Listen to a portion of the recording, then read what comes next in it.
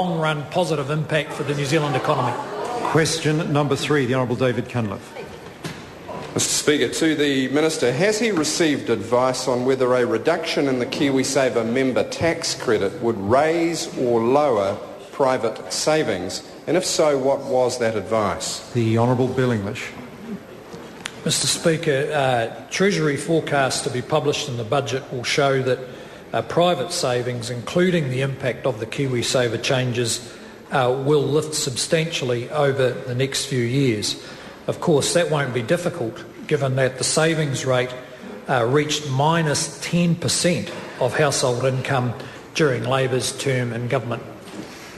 The Honourable David Cunliffe. Mr Speaker, does he stand by his earlier statement that lifting private savings will be the centrepiece of his 2011 budget? And if so, how does he square that with indications that the benefits of private contributions to KiwiSaver will be reduced again, amounting to a $10 tax on 1.7 million KiwiSavers?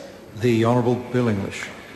Well, Mr Speaker, the member needs to understand KiwiSaver is only one vehicle for private savings.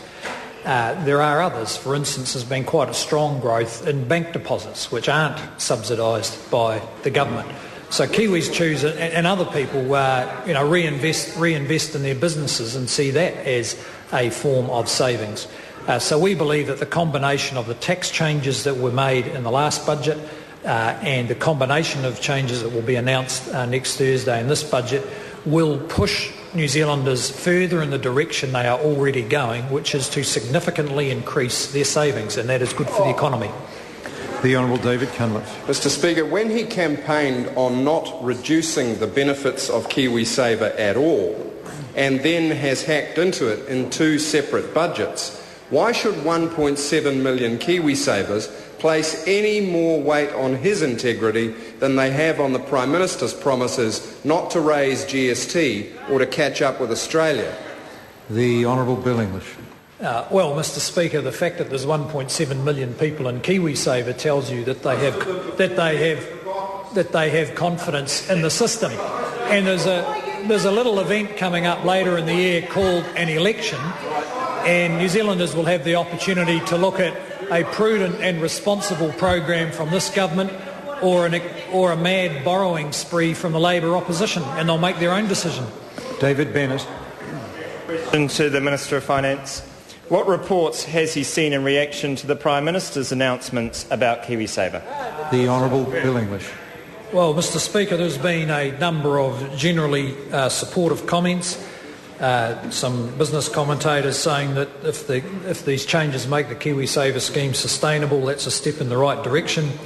ANZ Wealth Management Director John Boddy said the government's plans appear reasonable and prospective changes to the member tax credits are sensible. Even the opposition finance spokesman seemed unconcerned, saying yesterday that the changes were, quote, hardly the stuff of headlines, which is something he could apply to most of the things he said, but he also applied it to KiwiSaver. The Honourable David Cunliffe.